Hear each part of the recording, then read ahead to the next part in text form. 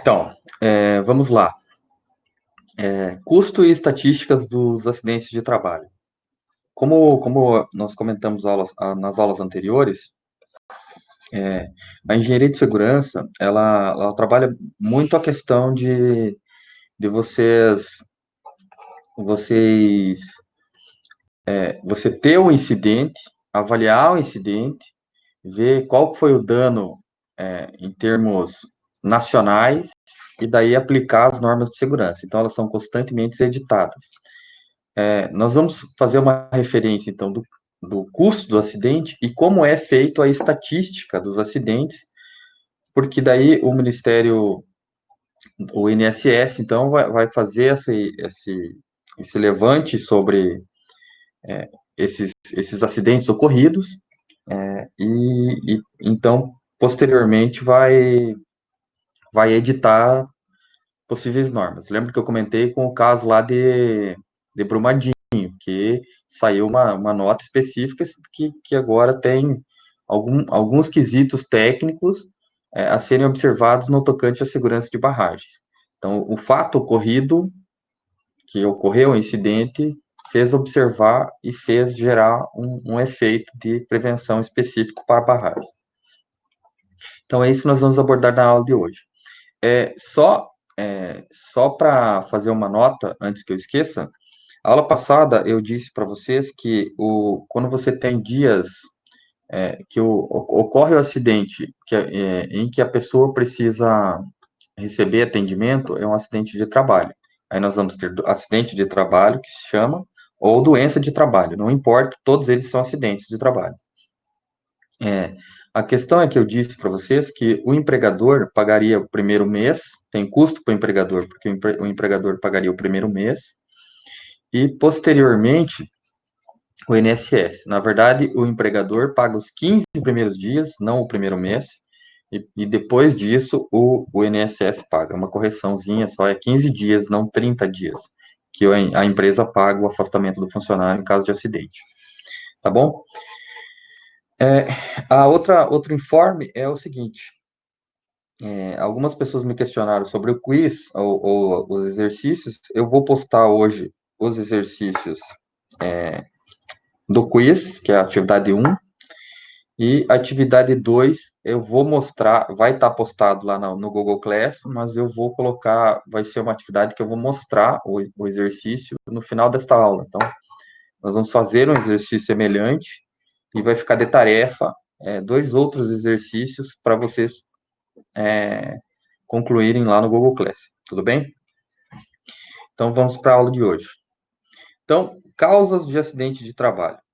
Então, assim, geralmente o acidente de trabalho, então, na maioria das vezes, é multicasual, ou seja, ele tem várias causas. Então, assim, não é distração do cara só,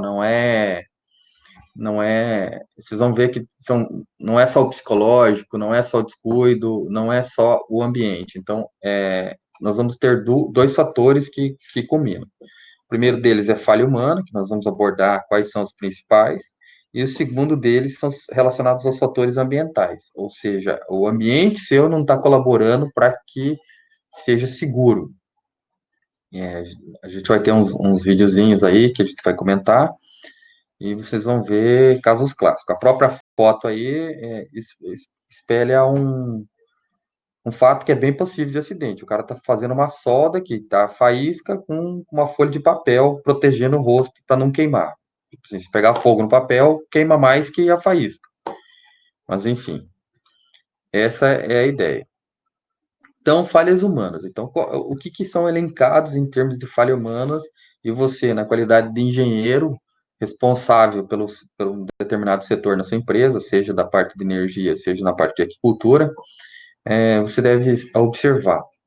Então, a falha humana, então, são normalmente denominados por atos inseguros, fatores ou ações pessoais que contribuem para a ocorrência, com ou sem danos. Lembra que a aula passada nós comentamos a respeito do fato de ter ocorrência ou não ter ocorrência de acidente de trabalho, porque só o fato de ter ocorrência, mas não efetivamente levar ao acidente, você, na qualidade de supervisor ou de engenheiro responsável pelo aquele setor, você já deve contabilizar e contar isso como, como um índice, mesmo que para o INSS a empresa não precisa relatar que ocorreu, que não houve acidente de trabalho, você deve observar. Veja a foto do lado aí, o cara no meio de vários botijões de gás acendendo um cigarro. Isso aí já é falha humana e um ato inseguro que ele está cometendo. Por quê? Pode ser que não tenha vazamento nenhum, mas se tiver, o cara morre. Então, assim, isso aqui já era ocorrência já de você colocar como supervisor, como notinha.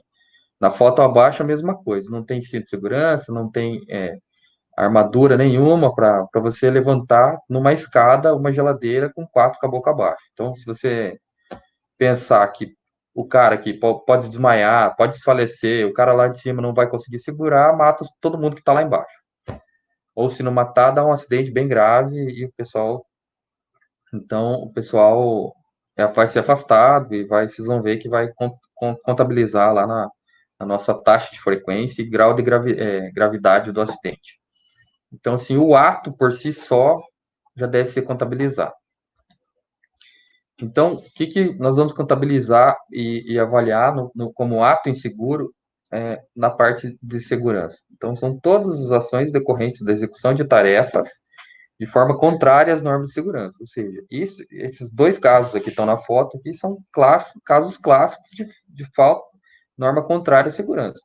Então, se pensar numa empresa, um cara acendendo, uma empresa que trabalha com gás, o cara acender cigarro no meio do negócio, é uma falta grave. E da mesma forma, o cara que está fazendo mudança, ou seja, instalando um ar-condicionado, ou qualquer tipo de coisa, que não vai usar um cinto paraquedista, não vai usar suporte, amarração para a carga que ele está transportando,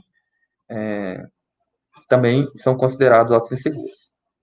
E, geralmente, a falha humana está relacionada com problemas pessoais, com clima de insegurança quanto à manutenção do emprego, desmotivação, às vezes está em vermelho aí, ó, excesso de confiança, que é a maior parte dos casos, ou até uso de equipamentos sem permissão ou habilitação, ou não uso de equipamentos. Lembra o caso lá da aula passada que eu comentei que o colega lá de engenheiro de segurança deu o cinto paraquedista para o cara, que ia fazer uma laje lá, o cara caiu porque não estava usando equipamento e acabou morrendo. A culpa é do engenheiro que não tirou o cara de lá. Porque lembra que a regra fala que você tem a prerrogativa legal de poder mandar o cara embora a qualquer momento, por não obedecer às normas de segurança. O excesso de confiança também como eu falei, é uma prerrogativa que, por falha humana, é uma das que mais acontece. Você veja, o cara às vezes tem experiência de 30, 20 anos de empresa, fazendo praticamente a mesma coisa, o cara vai ficando tão confiante naquilo que ele está fazendo que começa a relaxar no tocante à segurança. Então, pode levar ao acidente. Eu comentei até com o caso da marcenaria, às vezes o cara é marceneiro de longa data, aí esquece de colocar uma trava, esquece de pôr um suporte, ou de usar um óculos de proteção, voa uma farpa no olho, o cara perde a visão por besteira. A metalurgia também acontece isso. Então, são geralmente esses quesitos.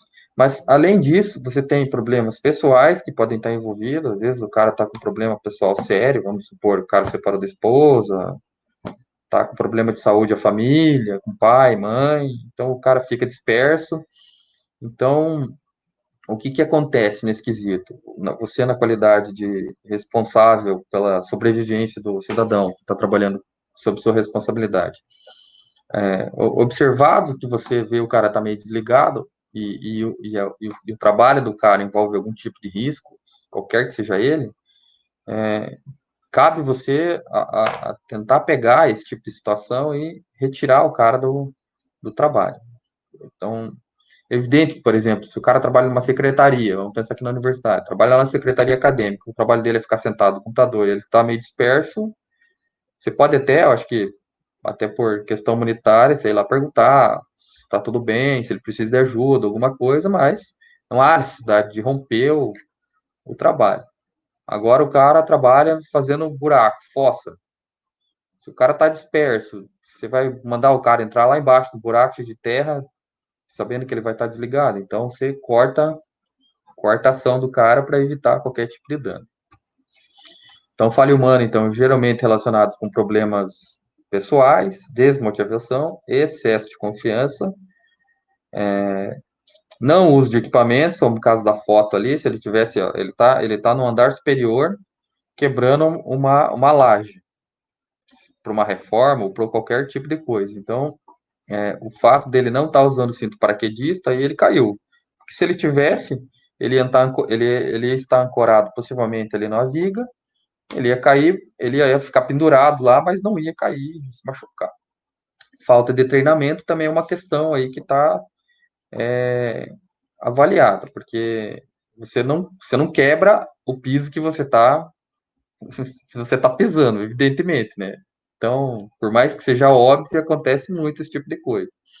Então, o certo seria o cara quebrar, tá ancorado com pilar ou qualquer outra coisa com andaime e quebrar, ou mesmo fazer esse tipo de operação com uma escavadeira ou com alguma máquina que pudesse romper essa laje sem que o cara tá em cima dela, né? Mas enfim. Então, os fatores ambientais. Lembra que são dois fatores: fatores humanos e fatores ambientais. Perdão. Então, fatores ambientais, então, são denominados de condições inseguras. São aquelas presentes no ambiente de trabalho que colaboram em risco da integridade e saúde do trabalhador, bem como a instalação geral de equipamentos. É o que está nas fotinhas aí do lado, assim, são obstáculos no meio do caminho, piso escorregadio, são falta de segurança em determinados setores. Então, são as chamadas falhas do ambiente. Assim, você deixa o ambiente propício para que ocorra o acidente de alguma forma. Então, por exemplo, vamos pegar aqui, você está construindo um prédio, daí você não coloca aquelas telinhas que geralmente você vê quando você está construindo um prédio, o cara se coloca do lado do prédio, assim, aquela tela enorme, assim, que é bem fininha. Para que serve aquilo lá? Para, eventualmente, se voar alguma pedra, pelo fato de você estar quebrando alguma parede, alguma coisa, ou até uma ferramenta, ela vai bater na pedra, bater na telinha e escorregar ao longo da telinha. Então, assim, ela não espalha para fora. Por quê? Para não ocorrer, o cara está quebrando, voa uma pedrinha, por menor que seja, e está passando pessoal lá embaixo e uma pedra de 10 andares fura o crânio da pessoa. Então, é para isso que ocorre. Então, você tem que montar a estrutura de trabalho de forma que ela evite o máximo de acidente. Então, são exemplos: falha de proteção de equipamentos, ruídos em excesso. Ruídos em excesso, por exemplo, então, você tem num lugar que você. Vamos pegar o caso da metalurgia lá, que a gente comentou lá passada, em que você bate ferro o dia inteiro, você já tem o ruído de excesso, o cara está com protetor auricular lá.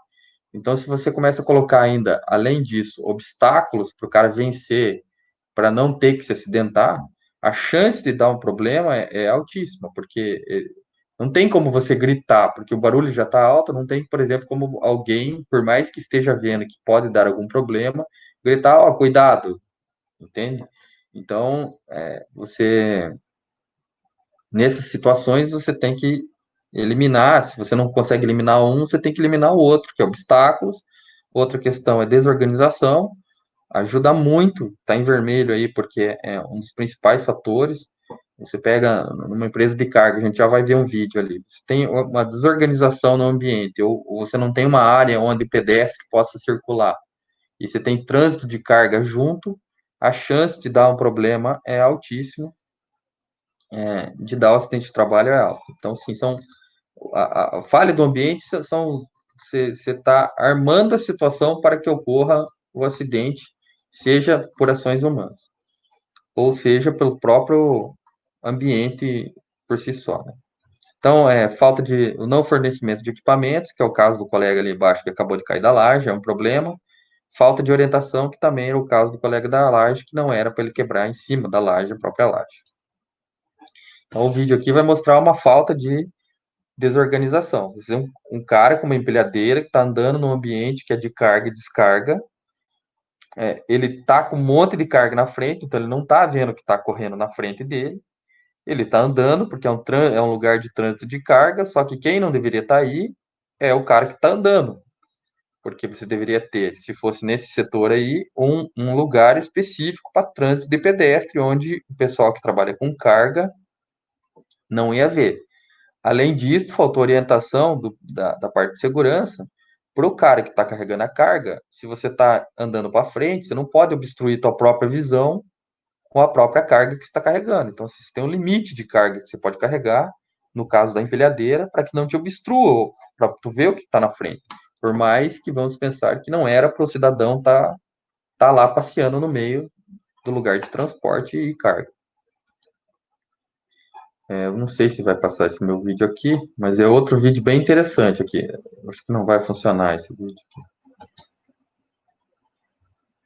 Que pena. Esse vídeo é até legal. A situação tá assim, ó, desse vídeo que infelizmente não vai passar. Você tem uma montanha de areia aqui. Você tem duas pás carregadeiras. Você tem um caminhão que está sendo carregado de areia com as pás carregadeiras. Aí tá o cara da pá carregadeira que às vezes está ouvindo uma música, um radinho, ou mesmo falando no celular, e ele está desatento. Mas teoricamente não é para ninguém estar andando aqui, porque é um pátio de carga e descarga. Então você não fica passeando onde circula máquinas, principalmente nesse porte de máquina, que são grandes portes. Então o que acontece no vídeo que não vai passar? Tá essa cidadã aqui, parada no meio, exatamente no meio, o cara da pá carregadeira vai andar para buscar areia lá e cata ela dentro da concha, carrega a areia e joga ela para dentro do caminhão. Isso que acontece no vídeo, chega a ser engraçado. Mas é uma falha de segurança absurda, porque, primeiro, não é para o cara circular aqui, seja funcionário da empresa, seja terceiro, lembra que a empresa é responsável até por acidente de terceiro. Você não pode justificar que, mesmo tendo plaquinha lá, mesmo tendo algum negócio que não era para circular, se a pessoa está lá, foi falha da empresa, não falha da própria pessoa. Isso dá um processo significativo, a empresa vai ter que considerar como acidente de trabalho, mesmo que a pessoa não é um funcionário. Então, os acidentes de trabalho, então, vão ser, lembrando, aliados com uma condição insegura mais um ato inseguro. Então, esses custos a gente comentou a aula passada, então eles vão ser diretos, que é direto ao cara que vai sofrer esse acidente, e os indiretos, geralmente relacionados à própria empresa, impostos e afins. Então, na prática mesmo, sai todo mundo lesado com acidente de trabalho. É o acidentado que sofreu o acidente, a empresa que vai ter que pagar imposto e o país que vai ter que indenizar o caboclo, dependendo da situação do acidente. Então, pela FIP aqui, num estudo acho que realizado em 2018, foi estimado em 100 bilhões por ano o custo do acidente de trabalho aqui no Brasil, assim, entre indenizações pagas, entre afastamentos, despesas hospitalares e tudo que tem direito. O pacote todo, claro que os custos indiretos não são tão fáceis de quantificar, a gente vai ver quais são eles, mas é uma estimativa avaliada, acredito, por estudo de caso. Então, custo direto de um acidente. Então, é o custo do assegurado. Não tem relação direta com o acidente, mas representa um custo permanente para o empregador. Por quê? Eu até me equivoquei. Eu falei que o custo acidentado envolve o acidente, mas não. Esse custo direto está relacionado com o custo do acidente de trabalho, que vai estar vinculado ao seguro acidente de trabalho, que é o SAT. Nós vamos ver o seguinte: são 3 níveis de risco percentual que vai incidir sobre a folha de pagamento. Lembra quando eu falei que quando a empresa coloca, estamos 0 dias sem sofrer acidente, na prática não é que ela é boazinha, na prática ela está quantificando a questão de risco, porque ela não quer pagar mais imposto. Então, o que incide? Você paga esse seguro acidente de trabalho na folha de pagamento em cima do grau de risco que você tem na tua empresa. Então, lógico, por exemplo, a FPR, que tem o grau de risco quase nulo ou leve, ela vai pagar 1% em cima do incidente. Empresas que têm grau de risco grave, ela paga 3% em cima da folha de pagamento, em cima da alíquota de imposto previsto para a categoria de empresa. A classificação, então, da empresa vai ser feita a partir de tabela própria e organizada pelo Ministério da Previdência Social. Vocês já vão entender melhor como é que funciona. Nesta aula e na próxima aula que nós vamos fazer presenciais, síncronas, melhor dizendo, vocês vão entender certinho. Nós vamos fazer a classificação de empresas, vocês vão entender certinho como é que funciona. Mas hoje vai dar uma ideia interessante. Então, assim, tudo vai estar vinculado ao fator acidentário de prevenção. Então, esse fator vai ser estabelecido, é um multiplicador, na verdade, que ele vai ser estabelecido por empresa ou por estabelecimento, e ele é medido anualmente. Por quê? Porque determinadas empresas, vamos voltar para o caso de Brumadinho lá, as empresas que trabalham no setor de barragens, no caso específico, barragem de rejeito, agora o fator previdenciário dela, quase certeza, se já não era grau 3, virou grau 3.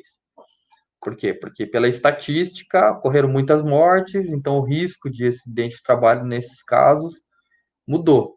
Então o multiplicador dela, em termos de risco percentual, aumenta. Então ela vai pagar mais imposto ao INSS. E além disso, você vai ter um fator acidentário de prevenção, que é esse FAT aqui, o FAP que chama, ele vai variar sobre as alíquotas de 0,5% a 2% sobre esse seguro do acidente de trabalho. Ou seja, a empresa já tem que contribuir com o acidente de trabalho. Então, quando você tem ocorrências maiores ou menores de acidente de trabalho, classificadas de 0,5% a 2% em cima desse seguro que você já tem que recolher da folha. Então, são duas coisas. A tua empresa é classificada de grau, a UFPR, o risco é leve. Então, assim, a UFPR, no caso, vamos pensar se fosse a UESPAR, porque a UFPR é serviço público tem umas regrinhas diferentes. Mas vamos pensar o UESPAR, é uma instituição de ensino. Então, assim, não tem risco lá. Tem risco, mas não é aquele risco relevante para você falar que pode morrer a qualquer momento uma pessoa. Então, assim, o, o, perdão, o risco percentual sobre a folha de pagamento, no caso é leve, seria 1% para o ESPAR. Mas, além disso, o que tem em cima disso aí, do seguro que ela vai recolher? Ela tem uma alíquota que ela tem que pagar de imposto caso ocorra acidente de trabalho. Então, essa alíquota vai ser de 0,5% a 2% sobre o seguro, que você já tem que recolher na folha de pagamento. É uma tarifação coletiva, então ela vai incidir sobre isso, que é diretamente ligado. E ela serve para fazer um fundo de reserva na aposentadoria, o INSS faz isso, para custear as aposentadorias por acidente de trabalho. Então, eles chamam assim que é o bônus malus. Então, se você não tem acidente de trabalho, você ganha um bônus, que é 50% da alíquota reduzida. E se você tem acidente, você vai pagar, depende do grau de acidente, ou da taxa de gravidade, que a gente vai ver daqui a pouco, você paga de 0,5% a 2%. E essa taxa, então, ela é avaliada em função da média nacional e do histórico de acidentes da empresa. Então, se a empresa tem, por exemplo, anos de acidente de trabalho, todo ano tem a mesma coisa no mesmo setor. Então, assim, você já tem prerrogativa que você já não está fazendo um controle efetivo da parte de segurança. Então, se a empresa já. Então, eu não sei exatamente como é que o INSS classifica esse grau, mas daí, se a empresa não tem nenhum histórico de acidente de trabalho e teve uma ocorrência, ela não cai, por exemplo, de 2 ela não sai de 0,5% ou de zero de alíquota, de 50% de redução na alíquota, para 2% direta. Então, assim, eles têm uma estatística sobre isso, avalia o histórico da empresa e avalia a média nacional. Por quê? Porque, por exemplo, se a média nacional das empresas que trabalham com nível superior for média, for o risco médio, e você está uma porcentagem de acidente que está em grau leve, quer dizer que foi pontual, não foi exatamente falha na tua, no teu andar da carruagem, vamos pensar assim, não foi falha no seu procedimento. Foi um evento que ocorreu, que pode ocorrer em qualquer situação, mesmo tomando todos os cuidados. Agora, se for uma empresa que você já tem o grau de risco leve e você correu com vários acidentes que faça ela sair de categoria, daí o agravante vai ser mais alto. Isso aqui vocês podem ver, essa questão de fator previdenciário está no site da própria Previdência, vai estar explicando lá. E para as empresas vão ter um link, eu não sei se vai aparecer para vocês, mas a empresa entra com o CNPJ e, perdão, entra com o CNPJ e conta e lá que ela vai informar acidente de trabalho e colocar todos esses ranqueamentos. Então você vai ver constantemente essas plaquinhas, pelo menos nas grandes empresas ou em determinados setores, as plaquinhas, estamos trabalhando há 0 dias sem acidente com afastamento. Lembrando que acidentes sem afastamento não entram na estatística do INSS. Para a parte de segurança entra, para você quantificar, mas para o INSS, que vai avaliar a questão de estatística, imposto, alíquotas que você vai ter que pagar, não conta, só com o afastamento. Então, os custos indiretos, como eu falei, são difíceis de quantificar, mas são inerentes à própria atividade empresarial, por conta de aumento dessa alíquota de imposto que você vai ter que pagar, o salário dos 15 primeiros dias, lembrando que eu me equivoquei aula passada, falei 30 dias, são os 15 primeiros dias. Então, o empregado, ocorreu o acidente, o empregador paga os 15 primeiros dias, a partir do 16º dia, é o INSS que paga esse salário dele. Multa contratual por não eventual cumprimento de prazo, por exemplo, você tem, vamos pensar assim, a empreiteira que está construindo ali para o FPR, ali está reformando o seminário, a empresa tem um prazo para concluir isso aí. Então, se a empresa começa a ocorrer vários acidentes de trabalho lá, a UFPR não tem nada a ver, não tem nada com isso, porque a empresa foi contratada para fazer esse trabalho. A empresa vai responder exatamente para o INSS, vai pagar mais multa ou não, vai ter bonificação ou não, mas se ela eventualmente não cumprir o prazo dela legal, ela tem uma multa que ela tem que pagar. Isso na maior parte dos casos relacionados com prestação de serviço para órgãos públicos, seja municipal, estadual, federal. Vai perder o bônus na renovação do seguro patrimonial, então teve ocorrência de acidente, então ela perde automaticamente aquele bônus de 50%. Então, as despesas decorrentes da substituição e manutenção de peça, que a gente comentou na aula passada, ou de veículo danificado, ocorreu acidente, quebrou a peça, fora a pessoa que se acidentou, você vai ter que substituir, perda de produção com eventual danos causados à matéria-prima, gastos de contratação e treinamento de um substituto, e custos com eventual embargo ou até interdição. Perdão. Lembrando lá no caso de morte, aí vem polícia, vai abrir inquérito, interdita o local. Vamos pensar que você tem numa construtora. Volta ali para o caso da UFPR ali. Vamos pensar que um trabalhador tá trocando o telhado lá, ou tá colocando as pastilhinhas ali, que tá bonitinho lá no seminário, quem passou lá, e o cara não tá usando o cinto paraquedista, cai de lá e morre.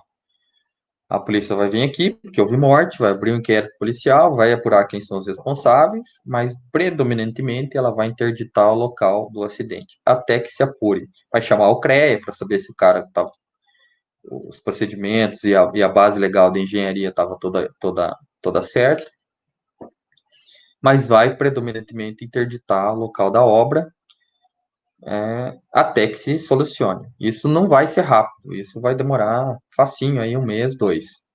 Então pense, para uma empresa que tem que cumprir contrato, 2 meses de contrato de obra significativamente. Fora todo transtorno, queima da imagem da empresa, porque matou o caboclo.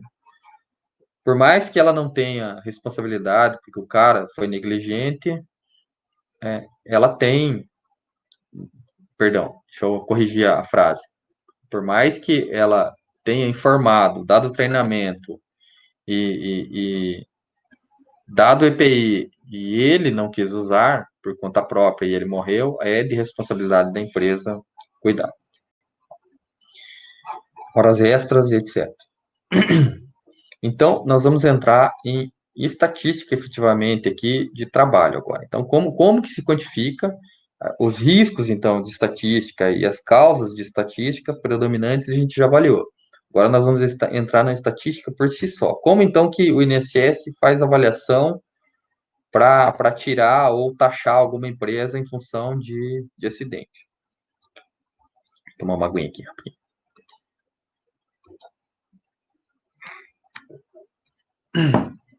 Perdão. Então, a importância da estatística, então, serve para controlar e analisar o que acontece em relação ao acidente de trabalho, estudar, então, a prevenção, esclarecer e estimular as ações prevencionistas. Ela pode ser mensal ou anual, serve também para confrontar as estatísticas anteriores e também identificar setores ou áreas de ações onde são urgentes você intervir. Então, como eu disse, a segurança trabalha da seguinte forma: ela acompanha como é que vai a relação de acidentes, uma vez que ocorreu fatos isolados ou na estatística está mostrando que determinados setores ou determinados lugares da empresa ou determinados ramos de negócio estão ocorrendo acidentes,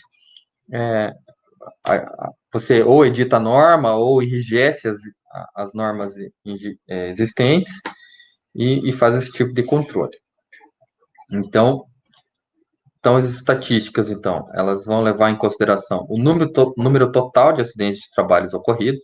Lembrando que quando a gente fala para estatísticas oficiais, acidentes de trabalho são aqueles que ocorreram afastamentos médicos.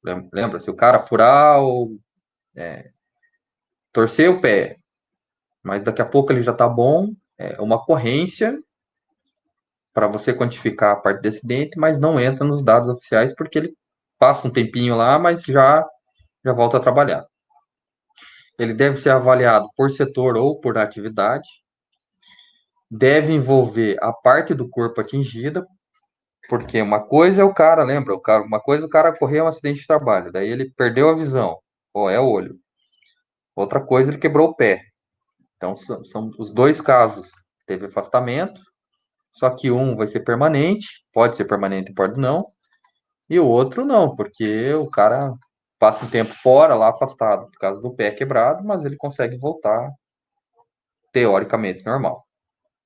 Tem que envolver o dia e horário que ocorreu. Por quê? Porque às vezes o turno pode influenciar. Vamos pensar no abatedouro lá da Cevale. A batedora da Cevale, se não me engano, é 24 horas aqui. Então, o turno importa. Por quê? Porque às vezes você tem uma ocorrência maior em determinados turnos, que às vezes não é por ocasião do ambiente de trabalho. Lembra que o acidente de trabalho é por falha humana, pelo ato, falha humana, ato em si só, de várias causas, mas também pelo ambiente. Então, às vezes, se você observa que no mesmo setor, ou no mesmo setor, no período da manhã e da tarde, não está ocorrendo acidente, mas no período da noite está, aí pode ser falha de treinamento, falha de comunicação com a equipe, falha de pausa para descanso no horário que você estabeleceu. Então, por isso que você quantifica em horários, os horários do acidente também. Geralmente são representados relatórios e gráficos para você avaliar. Uma ideia para quando você falar em relatório e gráfico é você, principalmente, olhar você quantificar mensalmente o número de acidentes para saber se está ocorrendo quantos acidentes por mês, mas você também identificar a modalidade de acidente, ou o acidente, o número de acidentes por setor da empresa. E se conseguir também por turno. Beleza? É o nosso cara lixando aí. Então, para isso, para fazer essa estatística, o INSS vai fazer mão de índices de controle de acidentes. Esses índices, então, servem para você avaliar efetivamente se as ações prevencionistas das empresas estão funcionando. Elas vão fazer uma estatística, vão remeter uma estatística em função de 1 milhão de horas trabalhadas por homem trabalhados. Vocês já vão entender melhor o que é isso aqui. Ela vai fazer, então, a estatística vai levar em consideração o mesmo ramo de atividade da empresa, ou seja, você compara laranja com laranja, não laranja com banana. Então, você vai comparar a empresa, por exemplo, vamos pensar aqui deixa eu pensar uma empresa aqui. A Trevisan. Trevisan aqui, que fica na frente da Cevale lá. Ela trabalha com ramo, ela produz equipamentos para aquicultura, mas também produz equipamentos para a parte agrícola. Tratadores de semente, essas questões. Então, assim, você vai comparar a Trevisan com outra empresa que também trabalha com produção de equipamentos e maquinários agrícolas. Então, você compara laranja com laranja. Então, é isso que vai fazer. Os índices, então, você é elencado, serve para você comparar os índices, e ele está vinculado principalmente à NBR 14.280, que vai falar sobre os acidentes sem afastamentos. Então, um dos índices são homens-horas trabalhadas, ou HHT. Vai levar em consideração, então. Agora, quem tiver aí, vamos fazer uma pausa aí, pode ser de 1 minutinho. Pega uma folha de papel aí, uma calculadora. A gente espera 2 minutinhos aí você pegar, porque nós vamos fazer conta agora. Tá bom?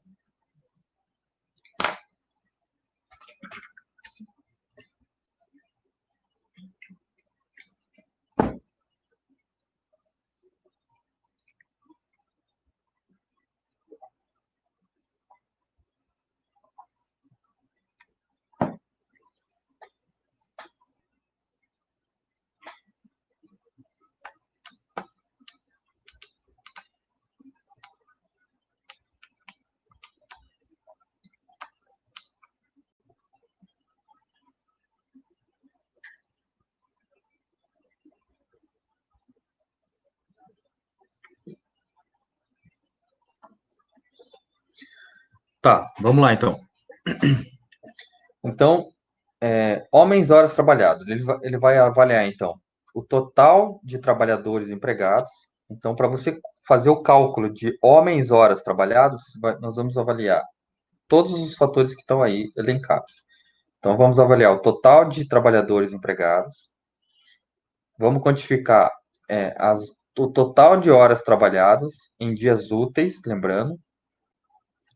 Não vamos considerar trabalhadores que estão em férias e não vamos considerar os trabalhadores que já estão de licença médica, já estão afastados por licença médica.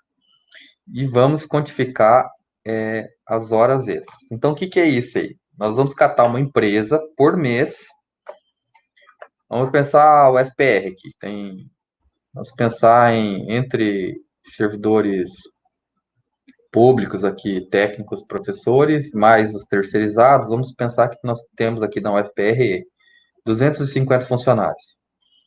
Então, eu tenho 250 funcionários que trabalham, em média, 8 horas por dia, não trabalham no sábado, e eu tenho que quantificar as horas extras que foram trabalhadas para esses funcionários e desconsiderar os trabalhadores que estão em licença de trabalho e desconsiderar os trabalhadores que estão em férias. Então, isso tem que ser mensal, tá? A quantitativo de horas trabalhadas por mês.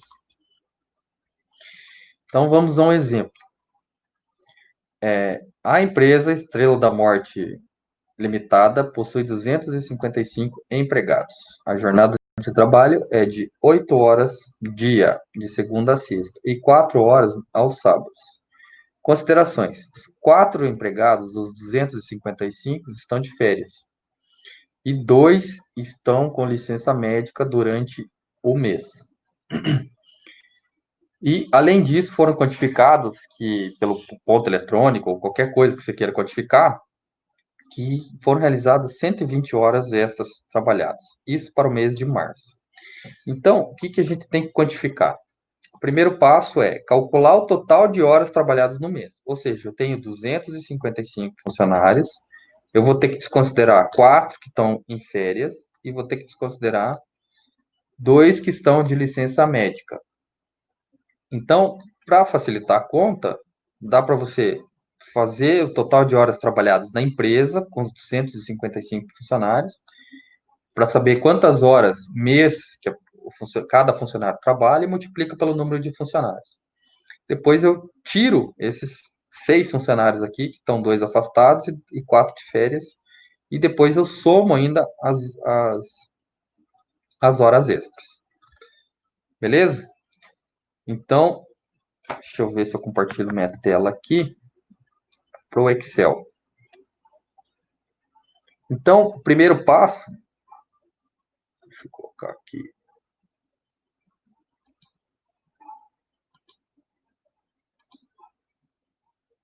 Ah, perdão, deixa eu só voltar aqui a aula para vocês copiar aí o enunciado, porque depois eu vou colocar no Excel aqui para a gente fazer uma continha aqui.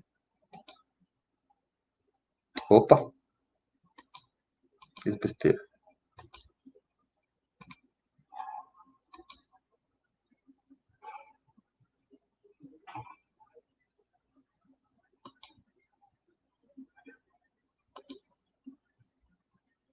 Tá, vocês estão na tela do enunciado aqui, né?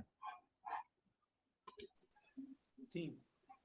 Copia o exercício, então, para daí a gente poder quantificar depois, na hora que for para o Excel.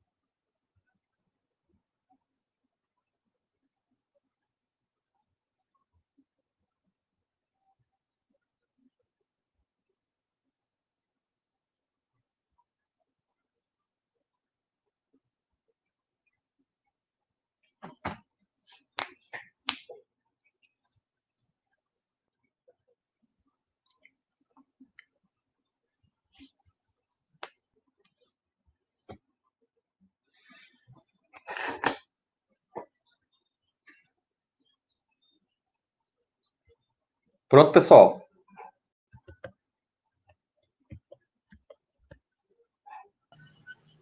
Sim.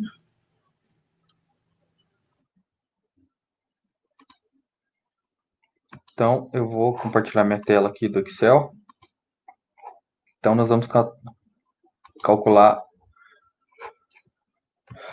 Todo mundo está vendo o Excel aí? Sim, professor. Tá, então nós vamos calcular homens hora trabalhada. Então, levando em consideração que eu preciso calcular número de horas total trabalhadas. Preciso descontar os trabalhadores que estão em férias.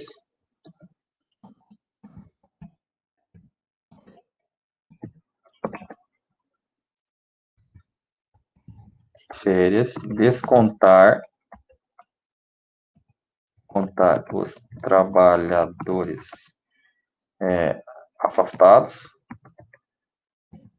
por qualquer motivo, quantificar as horas extras.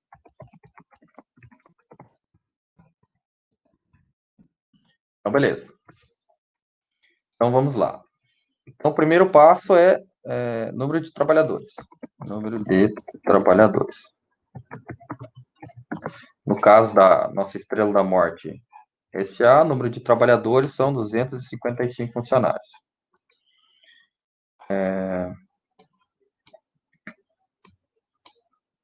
São 255 funcionários. Então, vamos considerar, lembra que o número de horas trabalhadas leva em consideração o número de dias úteis. Então, dias úteis. Opa.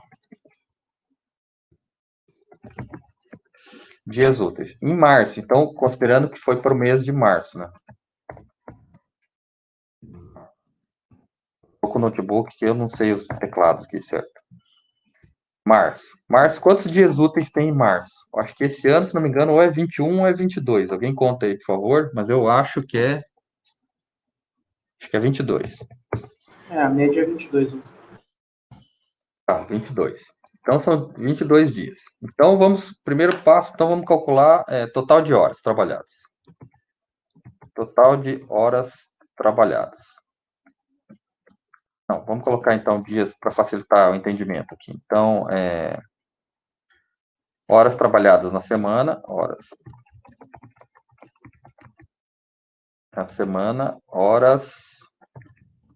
sábado. Ou horas trabalhadas dias, né? Então, são 8 horas. 8 horas por dia, vezes 5 dias, são 40 horas semanais.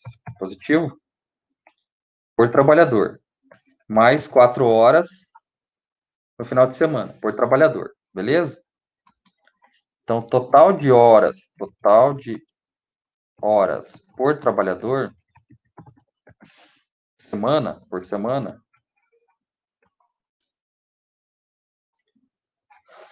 ou não, acho que é melhor fazer por dia, que vai ficar mais fácil. Vamos quantificar por dia. Então, horas dia, 8, porque daí a gente multiplica pelo total de dias trabalhados. Então, nós vamos fazer o seguinte. Deixa eu apagar isso aqui para não confundir. Então, horas trabalhadas por mês. Então, vamos colocar aqui. Horas trabalhadas por mês. Horas trabalhadas por mês. Então, vão ser... Eu tenho...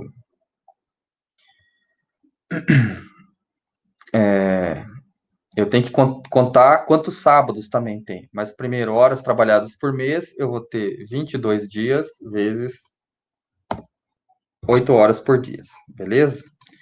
Horas trabalhadas aos sábados, ao mês. Horas trabalhadas ao... Eu tô quebrando bastante para ficar fácil de entendimento. Na prática, depois que vocês forem fazer, cada um faz do jeito que quer, tá? É só para ajudar no entendimento da conta. Horas trabalhadas aos sábados, mês. Então, eu vou ter 5 sábados. São 5 ou 4 sábados, por favor? 4 sábados. 4 sábados, professor. Então, são 4 sábados vezes 4 horas trabalhadas no sábado. São 16. Então, vamos somar isso aqui. Opa. Então, por trabalhador, horas mês. Então, eu tenho isso aqui, por trabalhador, horas mês. Beleza? Como eu tenho total, vou colocar agora o total de horas trabalhadas, então, pela empresa. Total de horas trabalhadas pela empresa.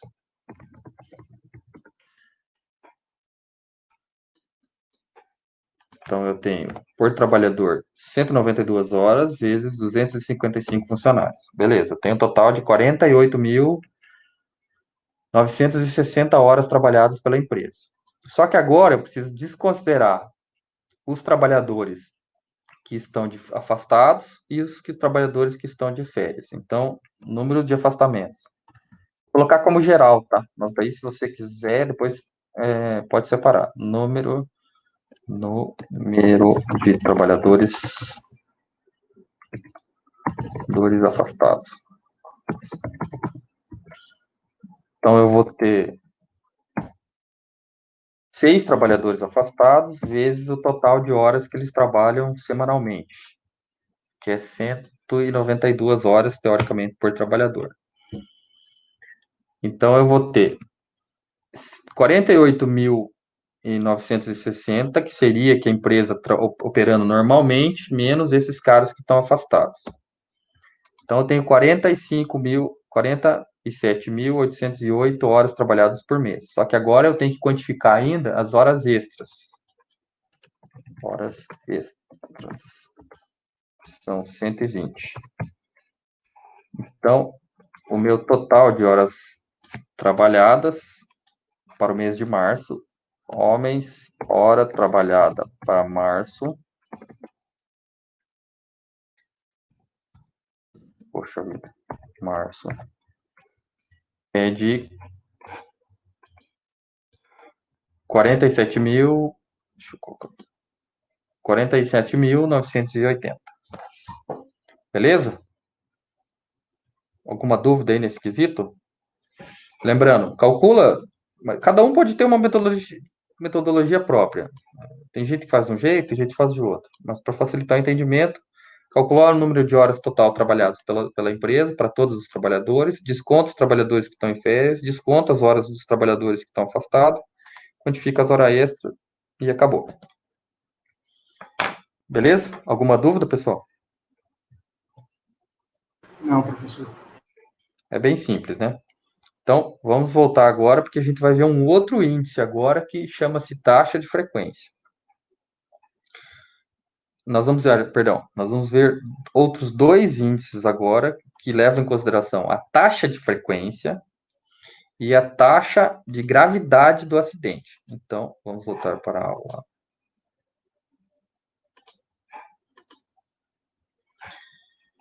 Acho que esse meu exercício está um pouco diferente. Eu vou colocar, depois vocês vão olhar, é porque eu usei com 21 dias e usei mais sábados. Porque, se não me engano, eu acho que esse aqui foi o exemplo que eu dei aula passada, ano passado, então muda um pouquinho. Então, dá um pouco discrepante o valor, por conta que eu usei 21 dias e usei 4 sábados. Usei 5 sábados. Mas, fora isso, é a mesma coisa que vocês podem observar depois no exercício ou no vídeo.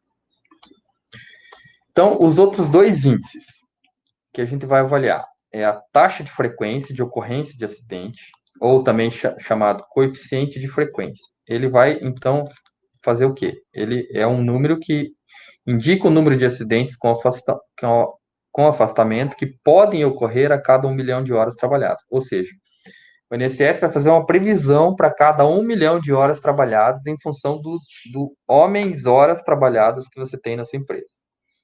Então, é um fator. Ele vai avaliar, então, acidentes com mais de uma vítima e pega apenas acidentes com afastamento. Então, ele vai pegar número de acidentes com afastamento ocorrido na empresa por mês, vezes 1 milhão de horas homens trabalhadas, dividido pelas horas homens trabalhadas, que foi o que a gente acabou de calcular, da empresa. Por isso que você faz mês a mês isso aí. Evidente que se você for chegar dependendo do porte da empresa, não é você que vai fazer isso, porque se o porte for pequeno, a empresa vai acabar contratando algum escritório de segurança para gerir esse tipo de informação. Se a empresa for maior, porte Cevale, ela tem um departamento de segurança que vai fazer essa relação. Mas é importante você saber como é que funciona a regra do jogo, até mesmo porque no tocante à segurança, cabe a todo mundo saber. Isso, a taxa... Professor, Pode falar. você citou escritório de segurança. Nesse caso, tipo, existem escritórios só para segurança ou são, tipo, escritórios de advogados que têm conhecimento de Não. segurança Tem de que ser trabalho? escritórios que, geralmente, sim, são escritório multiuso, assim. É uma empresa que juntou engenheiro de segurança, técnico de segurança do trabalho e médico de segurança do trabalho ou até enfermeiro de segurança do trabalho. Seriam tipo as empresas que dão inclusive os cursos de NR10, NR35, Isso por aí, exemplo. exatamente. Porque, assim, dependendo do porte da empresa, Não tem necessidade de você ter uma equipe para isso, porque a tua área não compete, entende? Não, Professor, é vai- consultoria em segurança do trabalho. isso aí, muito bem. Então, o pessoal vai fazer isso aí, contrata a empresa, ela vai fazer esse índice, vai quantificar. É evidente que não vai precisar fazer mês a mês, dependendo do nicho de trabalho da empresa. E empresas que têm um risco maior, ela tem que montar uma equipe de segurança. A maior parte das empresas tem apenas a figura do técnico de segurança do trabalho, mas isso a gente vai quantificar na próxima aula síncrona ou na outra ainda, não vou lembrar. Mas nós vamos fazer essa conta, principalmente quando for calcular membros de CIPA e assim por diante. Então, a taxa de gravidade, ou coeficiente de gravidade. Então, ela vai indicar a gravidade dos acidentes que ocorrem na mesma na empresa, ou seja, o número de dias perdidos com acidente de trabalho, a cada 1.000.000 de horas trabalhadas. Ela vai ser uma taxa de gravidade expressa em números inteiros, sem casas decimais. Essa taxa de gravidade e a taxa de frequência serve para você equiparar as empresas do mesmo ramo, que o INSS faz. Aí, aqui é um detalhe. A taxa de gravidade, você vai fazer duas questões. Você tem a quantificar os dias perdidos e os dias debilitados.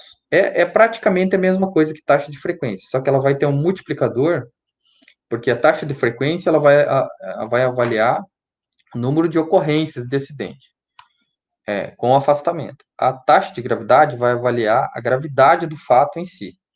Por exemplo, o cara quebrou uma perna, ele quebra a perna, mas ele volta do acidente.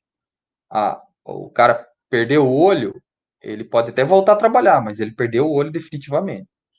Então, assim, a taxa de gravidade vai contar dias perdidos, que são os dias que o cara ficou fora, afastado da empresa por qualquer motivo, de acidente de trabalho, e vai quantificar os dias debilitados, que tem uma tabela que você vai quantificar esses dias debilitados, uma tabela no próprio INSS, que existe isso. Nós já vamos ver ela.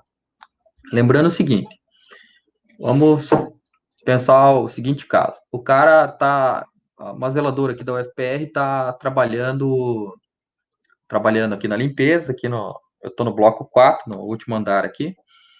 A trabalhadora tá fazendo limpeza ali, por algum motivo ela pega, escorrega na escada ali, sai rolando, cai lá no térreo.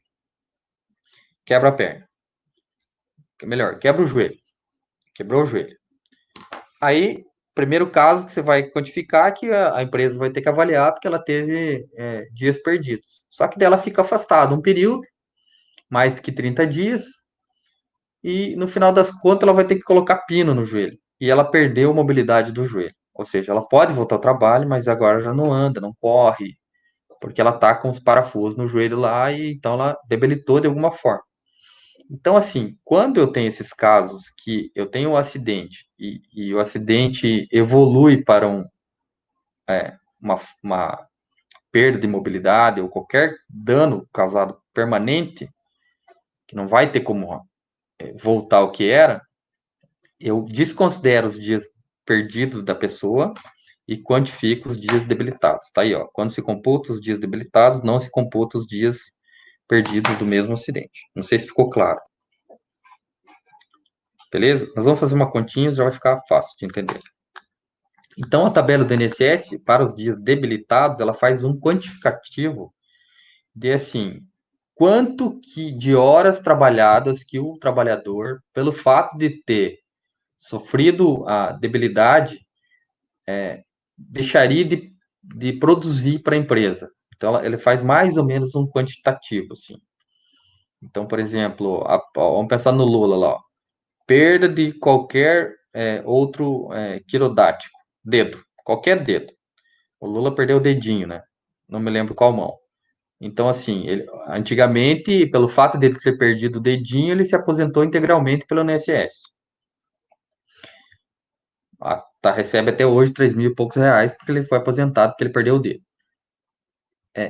Se fosse hoje, a perda do dedo, de qualquer dedo que você tenha, você tem o cômputo de 300 dias debilitados. Então, assim, vamos supor que ele estivesse cortando na serraria o negócio lá, cortasse o dedo fora, seja intencional, seja por acidente, ele ia ficar afastado um número de dias, e daí ia chegar um momento que o cara falou, não deu para reconstruir o dedo, foi pro saco mesmo. Então, desculpa a expressão, foi força do hábito. Foi para viola. Então, você esquece os dias que ele ficou afastado e contabiliza só no cálculo da taxa de gravidade, ou coeficiente de gravidade, só os dias debilitados nesse caso. Lembrando aqui, se você considerar que morreu, são 6.000 dias debilitados. Daí você tem, incapacidade total permanente, 6.000 dias, perda de visão de ambos os olhos, 6.000 dias, perda de visão de um olho, 1.800. Aqui eu acho sacanagem, né? Porque, poxa, perdeu os dois, beleza, 6.000 dias, o cara ficou cego, mas perdeu um olho, tudo bem que ele vê, mas é um olho, né, cara? E assim por diante. Então, você tem vários aspectos aqui que tem. A tabela é enorme, tá adaptado aqui da 14.280, a tabela é enorme. Aí tem, perda do pé, 2.000 e poucos dias. Perda da perna no joelho abaixo dele, 3.000 dias. Perda da perna acima do joelho, 4.500. E assim por diante. É imensa a tabela. Então, você tem que avaliar dentro das situações o que ocorreu.